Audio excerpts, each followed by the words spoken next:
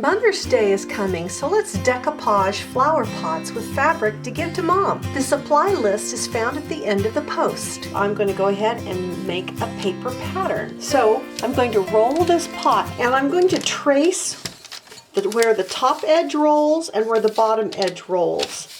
I'm going to use this little marking right here as my starting spot. So I'm going to put it straight down on the paper, and then I'm going to use a pen, and as I roll this, I'm going to make a mark. Okay, and I went more than all the way around, I believe. Now I'm going to line this up, start again, and do the lower edge.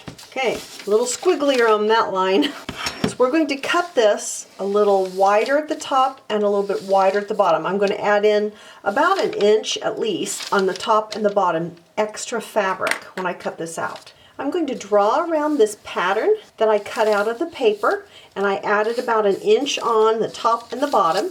I'll cut the fabric out on the line that I drew. So there we have the piece of fabric cut out to the size of the pattern that we made to fit this pot. I think this is a 4-inch pot. So you can make your pattern to fit any size pot using that same method. If you are planning to put soil into your pot, you will want to use a clay pot sealer. You would spray that inside and then it would have to sit for 24 hours. The next step is that we're going to put the fabric onto the outside of the pot. I'm going to be using Mod Podge. I have gloss Mod Podge, but there's also matte. I don't have enough of this to use, or I would probably choose that. And then if you're wanting this to go outside, you're going to want to use an outdoor Mod Podge. Okay, I like to just hold the pot with my hand inside and then put the finish over it, the Mod Podge. I'm using a foam brush, but you could also use a paintbrush, large paintbrush, and we're just going to do the outside of the pot first, not the bottom or the top lip. Then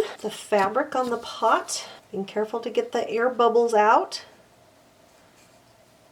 And that's more overlap than I need, so I'm going to cut some of that off.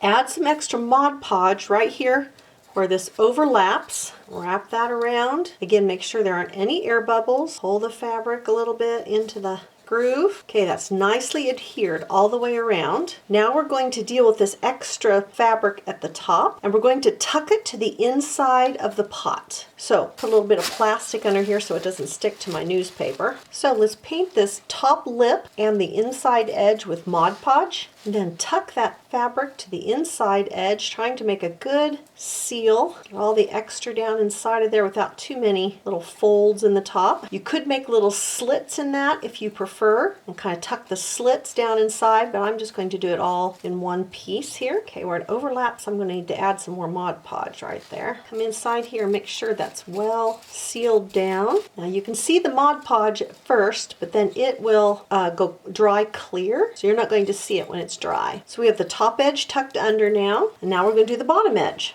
So I'm going to make a few little slits in the bottom edge. I don't want to slit it past the edge of the pot. You could do this on the top edge as well if you wanted to. Now the Mod Podge goes on the bottom of the pot. And we'll tuck these little slits down onto the surface. This is the bottom of the pot here. Boy, that's a fast little craft, isn't it?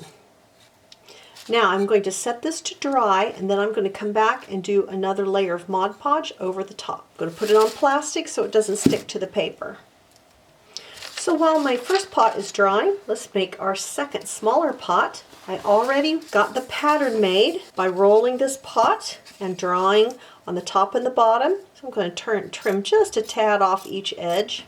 All right, let's get the Mod Podge on our pot. This one's very small, so it's a little bit harder to handle actually. Then the fabric on the pot.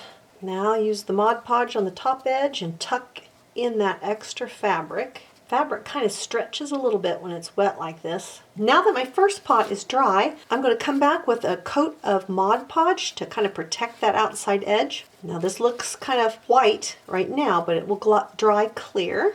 Going to use these as little markers in the flower pots, actually like little signposts, I guess you'd say. I'll be using these skewers to hold these and put them into the pots. I'm going to write a message on the front of the hearts and then glue them to the dowel rods. And we'll turn them over, and I'm setting the dowel rods in the hot glue to hold them in place. So the pots are dry. Now we can fill them in a way we'd like. And you could put a potted plant in here. Also fill it with candy. That's cute. It's a bit early where I live to have live plants. So I did just get some greenery and a couple little flowers. We also have our little hearts with a message that we can place in here. The little fern looks cute. Hasn't decoupaging these flower pots with fabric been fun? For more great craft ideas, come on over to welcometananas.com and join the fun.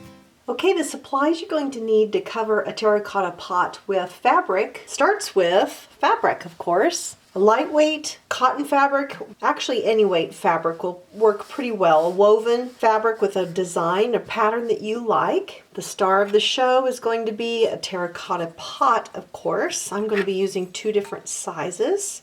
I need a scissors to cut your fabric.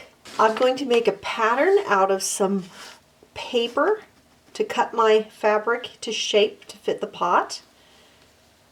I'll be using Mod Podge to adhere the fabric to the pot, and we'll use a sponge brush. You could also use a regular paintbrush, a wider one will make that easier. I'll be making a little marker that goes into my pot, and I'm going to be using skewers or small dowel rods, and I'll be putting a heart at the top of each of those markers. So I'll be using a permanent Sharpie to write on that when I get it finished. And I'll probably paint these white with acrylic paint.